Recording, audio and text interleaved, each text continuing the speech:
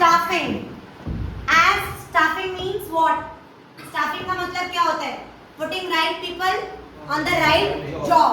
वो कह रहा है staffing में अब हम बंदे पकड़ के लाएंगे और उनको जगह पर बिठाएंगे. तो सबसे पहले क्या डिसाइड होगा?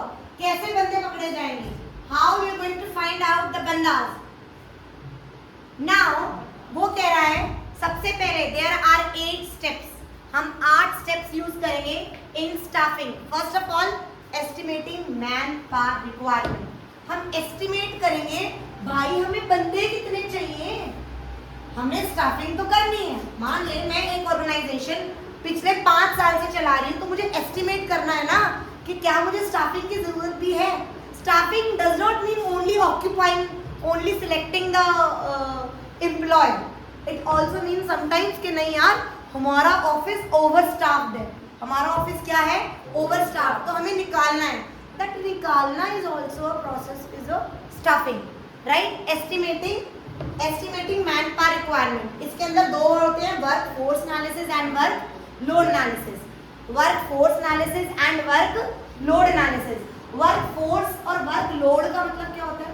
वर्क फोर्स का मतलब कि मेरे पास कितने अवेलेबल है, मेरे पास मेरी जनता फोर्स, मेरे पास कितनी फोर्स अवेलेबल है. That is work force analysis. कि मैंने एनालाइज करा कि मेरे पास इस वक्त 48 बंदे हैं, इतने इस कैटेगरी में, इतने इस कैटेगरी में, इतने इस कैटेगरी में. Now I want to calculate work load analysis. मेरे पास इतना लोड है, मेरे पास रिक्वायरमेंट 55 जनों की है, मेरे पास है 48 जने. समझ आया? तो work load analysis and work force analysis. Work load में हम कहते हैं load. What is this load? Means required. कितना लोड है कंधों पर, एम्प्लॉय को कितना कंपनी को लोड है कि उसे चाहिए. Work load analysis. लोड मतलब यार इतने की रिक्वायरमेंट है. और वर्क फोर्स मतलब कितने तेरे पास ऑलरेडी अवेलेबल हैं. वर्क लोड 55 जनों का है, तेरे पास 60 जने हैं, ओवर स्टाफ्ड है भाई. चाहे तो ट्रांसफर प्रमोशन कर या निकाल. और 55 है और 55 ही है तो ऑप्टिमली स्टाफ्ड है. यार तेरे को रिक्वायरमेंट 55 की है बट तेरे पास है 48, तो क्या है? Under staff. First step is estimating man power requirement. मुझे एस्टिमेट करना है कि मुझे कितने फोर्स की जरूरत है. Staffing means putting right people, सही बंदा ऑन अ राइट जॉब. यार बंदा तो वो बहुत सही था बट उसके लिए वो जॉब बनी ही नहीं, तो फायदा नहीं है. स्टाफिंग का मतलब होता है उसको एक्वायर करना, उसको सेट करना, उसको इवैल्यूएट करके हर चीज को देखते हुए. स्टाफिंग का मतलब क्या होता है कि सिर्फ और सिर्फ obtaining the work, obtaining the staff, then utilising them and putting them on a right place so that वो हमें बहुत अच्छा क्या दें, रिजल्ट. Estimating man power. हम केस लेके चलते हैं अंडर स्टाफ. हमें कितने चाहिए? 55 और हैं कितने हमारे पास? 48. तो now I am going towards the next step that is recruitment. Recruitment का मतलब क्या होता है? आओ मेरे पास जॉब है, I am going to give the recruitment. मतलब I am going to recruit you. Recruitment में हमने क्या कर दिया? we are going to create a pool of prospective candidates. मेरे पास ऑप्शन ज्यादा होंगे तो मेरे पास वैरायटी ज्यादा होगी मेरे पास, so that I can choose the best one. Recruitment का मतलब क्या होता है? Creating pool of prospective candidates. मैं जितना बड़ा पूल होगा उतना मुझे अच्छा होगा. अब रिक्रूटमेंट का मतलब पूल क्रिएट करना है. और सेकंड स्टेप क्या कहता है? सिलेक्शन. क्या इतनी सारी, मान लो मेरे पास इतनी सारे फॉर्म्स आएंगे. I have 100 of forms. इन 100 में से मुझे चाहिए कितने? 7 जने. मैं इनमें से क्या करूंगी? रिजेक्ट. सिलेक्शन में क्या होगा? रिजेक्शन. सिलेक्शन में क्या होगा? And selecting the best one. Recruitment में मैं सबको क्या कह रही थी? गाना ढिंडोरे ट्रीटमेंट में कह रही थी आओ और मेरी कंपनी में क्या करो? जॉब अप्लाई करो. Recruitment is a positive step, selection is a negative step. समझ आया? पक्का समझ आया? क्यों रिक्रूटमेंट पॉजिटिव है? Because we are creating a pool of prospective candidates कि आ जाओ, बस तुम एक बार अप्लाई तो करो, देखी जाएगी बाद में देखूंगी। समझ आया? अब रिक्रूटमेंट कैसे हो सकती है? इंटरनली और एक्सटर्नली। इंटरनली मतलब within the organisation, internally मतलब विद इन द ऑर्गेनाइजेशन, और एक्सटर्नली मतलब बाहर से बंदा उठाया और बाहर से लेके आ रहे हैं। मैम इंटरनली कैसे? मान ले मेरे 4 इंस्टीट्यूट है, 4 इंस्टीट्यूट है, यहाँ पर ओवर स्टाफ है, वहां पर 2 जनों की जरूरत है, मैं क्या करूंगी? ट्रांसफर कर दूंगी, राइट? यार ऊपर एक मैनेजर चाहिए मुझे जो बंदा मैनेज करे, पूरा कोऑर्डिनेट करे, एडमिनिस्ट्रेट करे, तो मैं क्या करूंगी? प्रमोशन कर दूंगी। यार नीचे ये 4 साल से मेरे इंस्टीट्यूट में काम करे, इसको सब कुछ पता है, इसको प्रमोट करके मैनेजर बना दूं। इंटरनली मतलब विद इन द ऑर्गेनाइजेशन, मैं इंटरनल मतलब विद इन द ऑर्गेनाइजेशन। इसमें मेरे पास 2 ऑप्शन है, कौन कौन से नैतिक? Promotion and transfer. प्रमोशन में हायर पोजीशन में चला जाता है, प्रमोशन में क्या चला जाता है? हायर पोजीशन, सैलरी भी बढ़ जाती है, स्टेटस भी बढ़ जाते हैं, सब कुछ बढ़ जाता है। There is a vertical change हो। ट्रांसफर में there is a horizontal change, horizontal movement हुई। एंजल क्यों? बस मैम जगह बदली है, ना स्टेटस बदला है, ना पैसा बदला है, सिर्फ वर्किंग कंडीशन शायद मतलब स्लाइटली चेंज हुआ। तुम्हारा पोजीशन में कोई चेंज, वर्किंग आवर्स शायद चेंज हो गया, शायद वर्किंग प्लेस चेंज हो गई। ट्रांसफर देन तो रिक्रूटमेंट हमने अगर विद इन द ऑर्गेनाइजेशन कर लिया। एक्सटर्नल मतलब बाहर जाके मैंने करा। बाहर जाके कितने ऑप्शंस है हमारे पास? 10। How many options we have? 10। Campus recruitment, advertisement, direct recruitment, casual callers, employees recommendation, employee exchange, management consultant and placement agencies, labour contractor, web publishing, advertising on television. यहाँ पर जो एडवर्टीजमेंट है वो ट्रेड जर्नल्स में, prospectus में, इन सब में advertise करना, और यहाँ पर सिर्फ किस पे एडवर्टाइज करना? टेलीविजन में। समझ आया? पक्का? अभी 10 के 10 शॉर्ट में समझो। कैंपस रिक्रूटमेंट का मतलब मैं कंपनी हूँ, मैंने ना टाइप कर रखे किसी इंस्टीट्यूशन से, मैनेजमेंट इंस्टीट्यूशन से, कॉलेजेस से, मैं वहाँ जाऊँगी, कंडक्ट करूँगी अपना सर्वे। 3 इडियट्स देखी है ना? 3 इडियट के फाइनल ईयर में आते हैं ना, वो व्हील चेयर पे जाता है, वो क्या थी? Campus recruitment. वो वहाँ पर इंटरव्यू जो ले रहे थे, 3 पैनल इंटरव्यू, 3 बंदे इंटरव्यू ले रहे थे, उसका नाम क्या था? राजू जो नाम था, जो अंगूठिया पहनता था, तो उसका हाँ रस्तोगी, वो क्या कर रहे थे? इंटरव्यू ले रहे थे। वो कौन सी रिक्रूटमेंट थी? Campus recruitment. वो कैंपस में आके बंदे उठा के लेके जा रहे थे। क्या फायदा हुआ मैम? फ्रेश टैलेंट मिलेगा, नवा new blood in the organisation आएगा, सस्ता पड़ेगा, नवे बंदे हैं, नवे बंदों को थोड़ा कम भी देंगे तो चलेगा, राइट? ऑप्शंस भी ज़्यादा होंगे मेरे पास कैंपस रिक्रूटमेंट में। Now next one is advertisement. Advertise कर दिया ट्रेड जर्नल में, मैगजीन्स में, एडवर्टाइज कर लिया। अरे न्यूज़पेपर में नहीं देखते कभी कभी वो एक पूरे 2 पेजेस आते हैं न्यूज़पेपर में कि यहाँ पर ये वैकेंसी है, यहाँ पर एक वैकेंसी, बहुत छोटे स्मॉल बॉक्सेस आते हैं। ट्रेड जर्नल्स भी आती हैं, ऐसी मैगजीन्स में भी होते हैं। तो दैट इज एडवर्टीजमेंट। हमने एडवर्टीजमेंट कर दी कि बाहर से आओ, हमें अप्लाई करो। डायरेक्ट रिक्रूटमेंट का मतलब क्या होता है? डायरेक्ट रिक्रूटमेंट कभी भी हाईली पोस्ट के लिए नहीं होती। डायरेक्ट रिक्रूटमेंट का मतलब क्या होता है कि एक बड़ी फैक्ट्री है, गोडाउन है, ऑफिस है, उसके बाहर ना गेट पे they will going to put the notice कि हमें ना 4 बंदों की नीड है, ऐसे। ये कैजुअल कॉलर्स होते हैं। कौन होते हैं ये? Casual callers. मतलब बदली, जो दिहाड़ी पे काम करते हैं कि हमें ना अब दिवाली आ रही है तो हमें ना 10 लेबर चाहिए पैकिंग के लिए, और ना इस तारीख को इस डेट पे आ जाना। नहीं कैजुअल कॉलर्स नहीं, डायरेक्ट रिक्रूटमेंट। हमने पुट कर दिया, I have put the notice on the gate of the organisation कि इस स्पेसिफाइड डेट पे, इस स्पेसिफाइड दिन पे सारे आ जाओ और वो कर लो। चिराग, डायरेक्ट रिक्रूटमेंट। कि आऊंगी, अच्छा तू आ जा, तू आ जा, तू आ जा, तू आ जा, ऑन द स्पॉट क्या करूँगी, सिलेक्ट करूँगी और उनको ले जाऊँगी। बट ये अनस्किल्ड होता है ना, सेमी स्किल्ड, उन वर्कर्स के लिए होता है। डन, पक्का। Now next one is casual callers.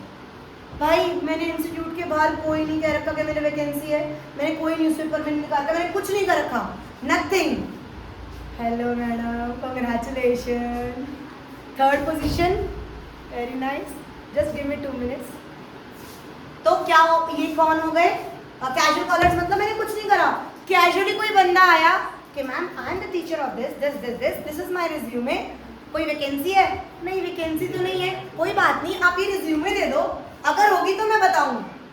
किसी ने कॉल करा है, ma'am I am looking for the receptionist call and this and that, कोई है? नहीं कोई नहीं है, कोई बात नहीं, आप मुझे नंबर नाम वगैरह दे दो, अगर होगा तो बता देंगे। हमने कैजुअली, किसी ने विदाउट डिक्लेयरिंग एनी वैकेंसी, मैंने कोई वैकेंसी डिक्लेयर नहीं करी थी, लोगों ने कैजुअली कॉल करके मुझे अप्रोच करा, मैंने डाटा उनका वेस्ट कर दिया। डाटा आजकल बहुत बिकता है, मैंने वो डाटा क्या कर लिया, सेव। मैंने वो डाटा क्या कर लिया, सेव, कि नहीं आगे कभी जरूरत पड़ेगी तो ये मुझे काम आएंगे।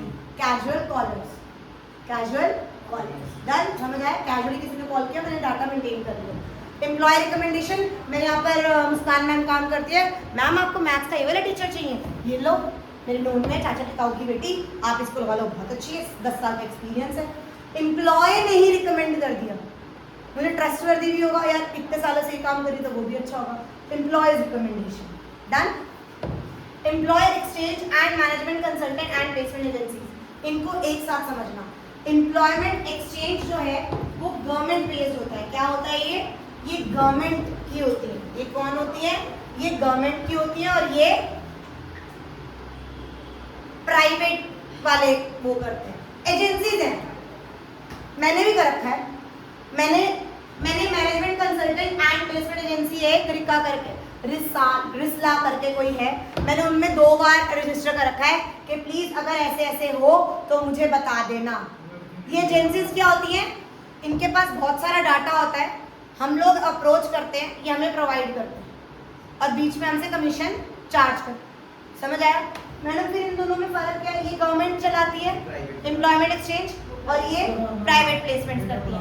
इनका डेटा इतना पुराना होता है कि कभी कभी फोन करो, मैडम उनको तो मरे हुए भी 5 साल हो गए, मैडम मैंने तो जॉब ही नहीं करता, मैं तो इंजीनियर हुई ही नहीं हूँ, मैंने तो अपना बिजनेस खोल लिया। एम्प्लॉयमेंट एक्सचेंज पे हमें बहुत क्वालिफाइड बंदे नहीं मिलते।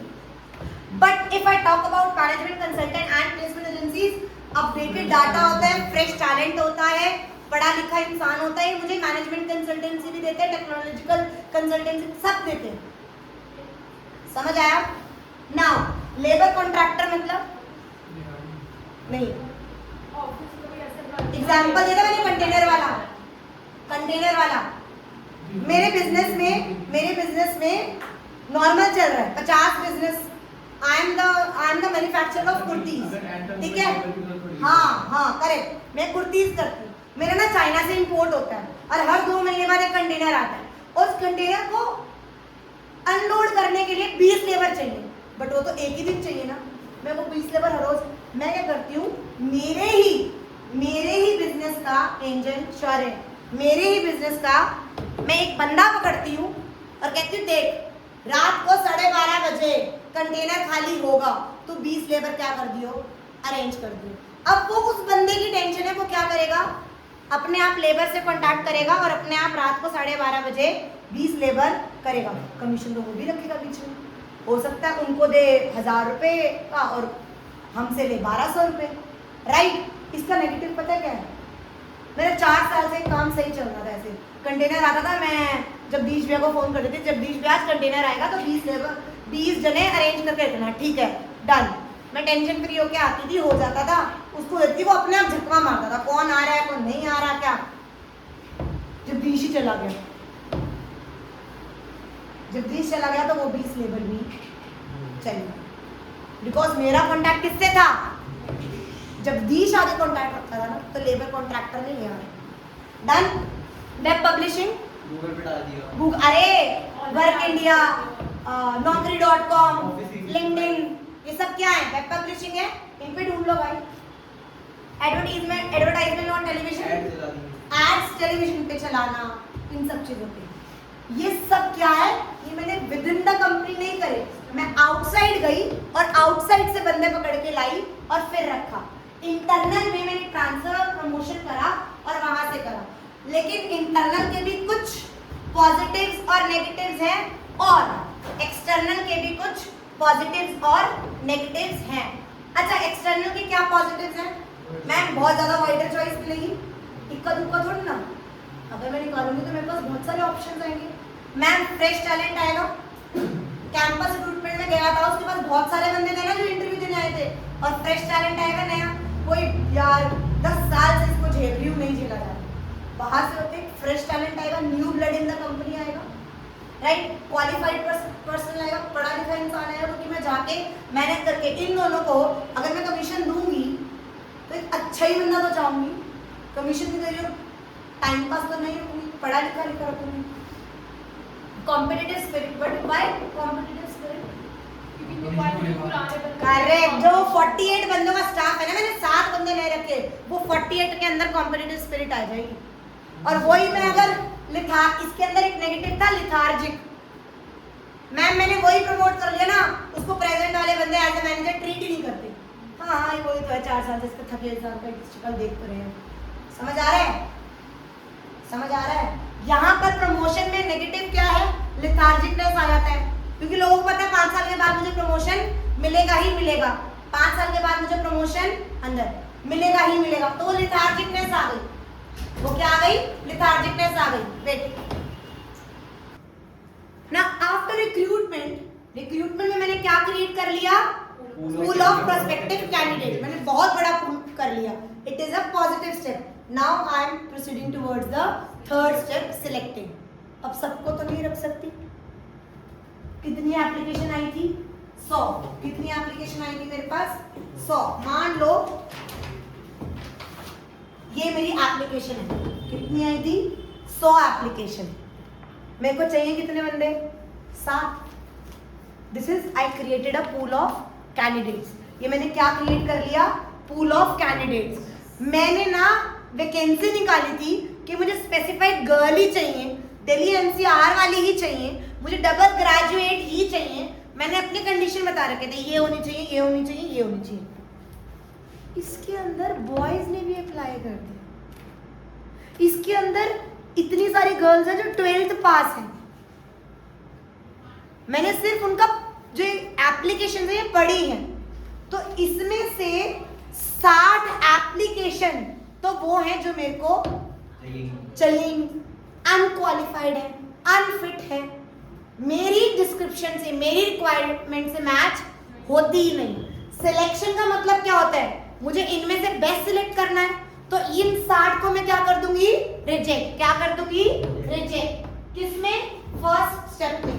फर्स्ट स्टेप में, that is preliminary screening. That is preliminary screening. Preliminary screening का मतलब क्या होता है कि मैं एलिमिनेट कर दूंगी उन अनक्वालिफाइड या जो ऐसा बंदा जो एलिजिबल नहीं है, अनफिट है, I am going to reject. मैंने रिजेक्ट कर दी। मैंने 60 एप्लीकेशंस को रिजेक्ट कर दिया, क्योंकि वो क्या थी? अनक्वालिफाइड थी, अनफिट जॉब सीकर्स थे। That is known as preliminary screening. Then अब मेरे पास कितने बचे? 40. Now I will proceed towards the second step, that is selection step. इन 40 का मैं क्या लूंगी? Selection test. मैं क्या लूंगी? Selection test. सिलेक्शन टेस्ट कितने होते हैं? पैटी, PATII,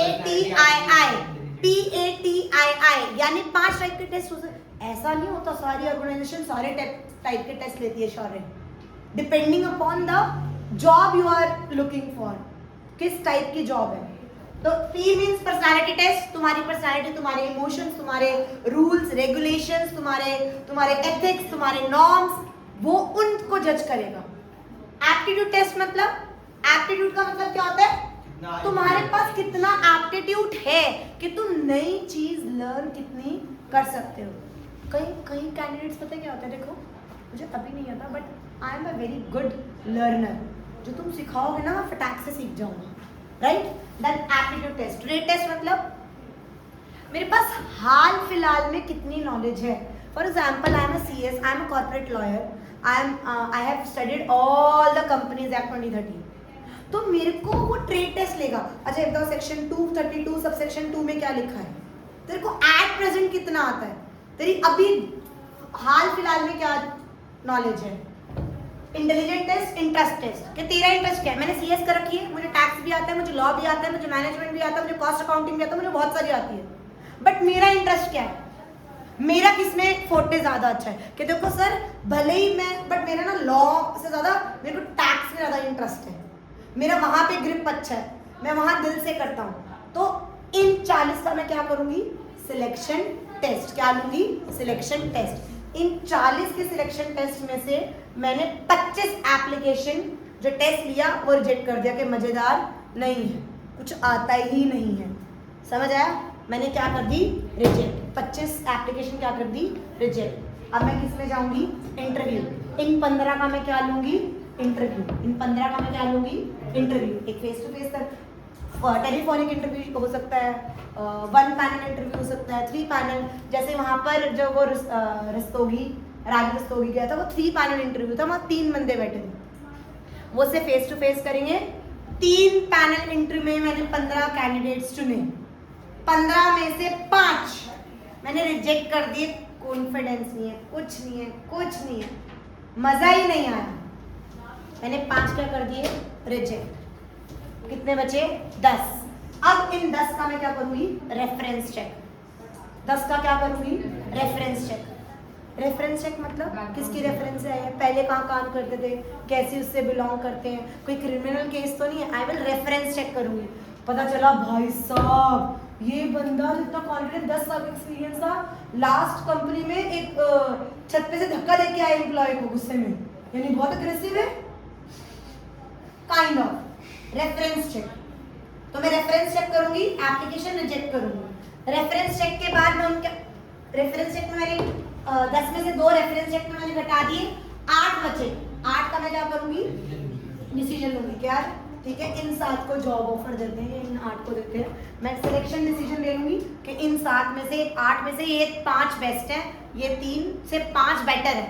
तो सिलेक्शन टेस्ट ले लूंगी, फिर उनका क्या करवाऊंगी, मेडिकल चेकअप, कि मेंटली सही है, फिजिकली सही है।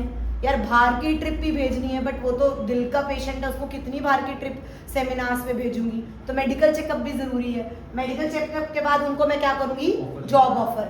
मैम एक बच्चे ने पूछा था जॉब ऑफर में कंप्लीट क्यों नहीं हो जाता।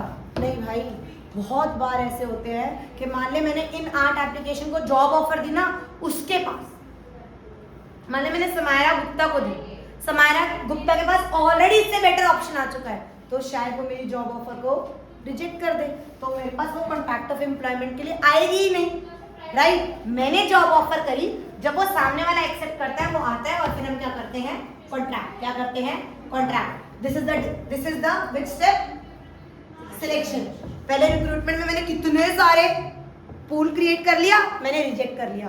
तो recruitment is a positive step and selection is a negative step. Recruitment क्यों पॉजिटिव है, क्योंकि मैंने क्या क्रिएट करा था, I have created pool of candidates, मैंने बहुत सारे ऑप्शंस क्रिएट करे थे। But selection is a negative step, मैंने रिजेक्ट किया था दूसरों को और सिलेक्ट करा था बेस्ट वन को।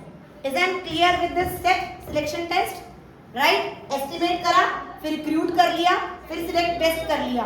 अब उस सिलेक्ट करे हुए 7 बंदों को मैं क्या करूंगी, प्लेसमेंट एंड ओरिएंटेशन, के आओ, ये तुम्हारा केबिन है, ये तुम्हारी जगह है, ये तुम्हारा डेस्क है, ये तुम्हारा लैपटॉप है, आओ बैठो।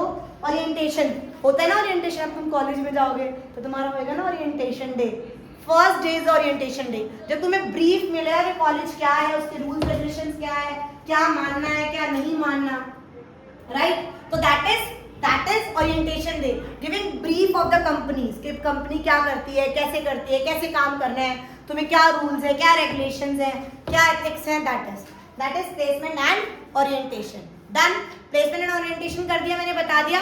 अब उसको कहूंगी छू फटाफट काम कर ले, ऐसा तो कुछ होएगा नहीं।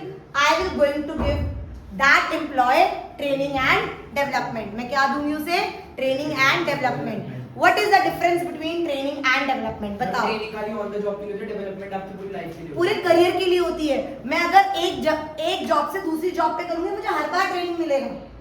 And that training can is a short period of time, may be of 2 hours, may be of 2 days, may be of 2 weeks, may be of 2 months, बस वो तुम्हारी जॉब से रिलेटेड होगा। बट डेवलपमेंट का मतलब क्या है? तुम हर वक्त सीख रहे हो।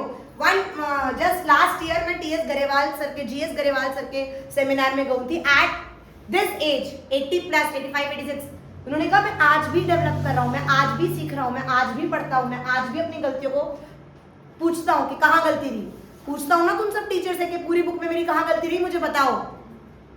तो वो डेवलपमेंट तो तय जिंदगी की है। ये जॉब ओरिएंटेड होता है, ये करियर ओरिएंटेड होता है। ये सिर्फ और सिर्फ शॉर्ट पीरियड का होता है, 2 hours, 2 days, 2 weeks, 2 months example. But ये लाइफ टाइम चलता है। समझ आया? Training is a part of development. Training मिल रहा है तभी तो तुम्हारी डेवलपमेंट हो रही है ना। समझ आया? तो प्लीज इसका डिफरेंस एक बार देख लेना। वो कहता है अगर कंपनी ट्रेनिंग और डेवलपमेंट दे भी रही है तो उसका क्या बेनिफिट मिलेगा ऑर्गेनाइजेशन को और क्या बेनिफिट मिलेगा एम्प्लॉय को। अगर मान लो मैं कंपनी हूँ शौर्य और मैं ट्रेनिंग डेवलपमेंट दे रही हूँ, तो मेरे को देने का क्या फायदा होगा? यार अगर तू दे ही तो उसे सीखना, उसको सीख जाएगा वो कि कैसे मशीन पे काम करना है, कैसे मेल्स लिखनी है, कैसे क्या करना है। वो मोटिवेट रहेगा, उसे सीखा होएगा तो वो एब्सेंट कम होएगा, वो एब्सेंट कम होएगा तो तरीके से आएगा, उसको प्रॉफिट ज्यादा मिलेगा। समझ रहे हो? मेरा ही फायदा होगा ना। मेरा एम्प्लॉय रखा हुआ मोटिवेटेड है, सेटल्ड है, वो एब्सेंट नहीं होता, वो काम करता है। बट अगर मैं उसके एंगल से देखूं, जिसको ट्रेनिंग मिल रही है, अगर मेरे को सिखा दोगे कि मशीन चलती कैसे है, तो मैं सेटिस्फाई रहूंगा। मैं सेटिस्फाई रहूंगा तो मैं प्रोड्यूस ज़्यादा करूंगा तो मेरे प्रॉफिट ज़्यादा मिलेगा, मैं छोड़ के नहीं जाऊंगा। अगर मैं कंपनी के एंगल से करूं, इसको कुछ सिखाया तो ऐसी ट्रेनिंग देनी, कार्य कर दे, वो छोड़ के चला जाएगा। मेरी turnover ratio, employee turnover ratio बढ़ जाएगी। लोग आएंगे और छोड़ के चले जाएंगे क्योंकि मैं ट्रेनिंग ही नहीं दे रही। अरे मैं बंदों को सिखाऊंगी ही नहीं कि तुम्हें काम कैसे करना है, तो वो तो छोड़ के जाएंगे ना। वो वेट करेंगे, आज सिखाएगी, कल सिखाएगी, 2 महीने रुकेंगे, 6 महीने रुकेंगे, छोड़ के चले जाएंगे। ऐसी कंपनीज होती है जो काम ही ना सिखाए। नहीं, nowadays every company give you training and development, तभी बंदा satisfied रहता है। तो please go through these benefits जो ऑर्गेनाइजेशन को मिलते हैं अगर हम ट्रेनिंग एंड डेवलपमेंट देते हैं, और बेनिफिट्स जो एम्प्लॉय को मिलते हैं जो हमें बेनिफिट देते हैं। डन? मैंने एस्टिमेट कर लिया, रिक्रूटमेंट करा, सिलेक्शन करा, उनको प्लेसमेंट एंड ओरिएंटेशन दे दिया, फिर एम्प्लॉयमेंट एंड ट्रेनिंग और डेवलपमेंट कर दिया, फिर उनकी मैं क्या करूंगी? Performance appraisal. What do you mean performance appraisal? मैंने एक बाप अपने ट्रेनिंग डेवलपमेंट दे दिया, अपने 6 महीने साल भर देखा, फिर मैं उसकी क्या करूंगी? उसकी इवैल्यूएट करूंगी एम्प्लॉय की परफॉर्मेंस, करंट परफॉर्मेंस और पास्ट परफॉर्मेंस, उसके हिसाब से उसे अप्रेज करूंगी। Then I will promotion and career planning, then compensation means उसकी salary. Is that clear with this whole? इसके अंदर एक है, जब हम ट्रेनिंग एंड डेवलपमेंट करते हैं तो ट्रेनिंग कितने टाइप की होती है? कौन सी? On the job and off the job training. On the job का मतलब जॉब के टाइम पे रहते रहते तुम कुछ सीख रहे हो, और ऑफ द जॉब ये तुम क्या ले रहे हो? ये तुम ऑफ द जॉब ट्रेनिंग ले रहे हो। तुम कोई कंपनी में जाके थोड़ा ना मैनेजमेंट सीख रहे हो। तुमने 11th और 12th की बुकों में 2 बुकों में मैनेजमेंट करना सीखा ना, कि कंपनी को मैनेज कैसे करते हैं। That is of the job, that is of the job, कि वहां जाके नहीं सीख रहे हम। लेक्चर रूम में एक आर्टिफिशियल मशीन पर, एक आर्टिफिशियल जगह पर, एक हाइपोथेटिकल चीज लेके कर रहे हो। केस स्टडीज करते हो, वो क्या है? Of the job. कि तुम्हें एक hypothetical case they the, of the job training है ताकि तुम्हारा दिमाग चले, राइट? ऑन द जॉब का मतलब क्या होता है? अच्छा, ऑफ द जॉब में कौन सी है? सिर्फ एक, वेस्टिब्यूल ट्रेनिंग। कि कौन सी है? Vestibule training. और ऑन द जॉब में कौन सी है? Training is of 2 type, on the job and off the job. Of the job में एक है वेस्टिब्यूल ट्रेनिंग, और ऑन द जॉब में कौन सी है? Apprenticeship training, internship training and induction training. Induction training is a short period of kind of introducing induction का मतलब क्या है, हम इंट्रोड्यूस कर रहे हैं एम्प्लॉयज को, किससे, कंपनी से, कंपनी के एटमॉस्फेयर से, कंपनी के सुपीरियर से, कंपनी के सबऑर्डिनेट से, उसे फेमिलियर कर रहे हैं, that is induction training, that is induction training.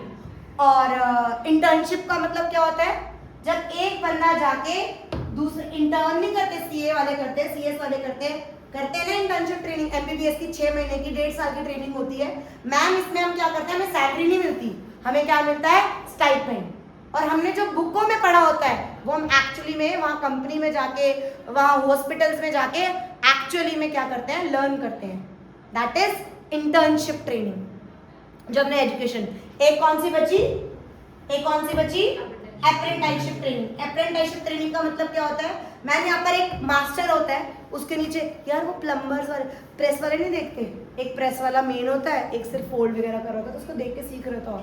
जब मास्टर हो गया, वो इलेक्ट्रिशियन आता है ना, वो चढ़ जाता ऊपर, वो बड़ा मास्टर हो गया, उसके नीचे हाँ वो उसे कुछ टूल्स पास कर रहा है, ये कौन सी होगी, अप्रेंटिसशिप ट्रेनिंग। 2-3 साल सीखेगा, फिर ये भी ये भी अपना मास्टर बन जाएगा।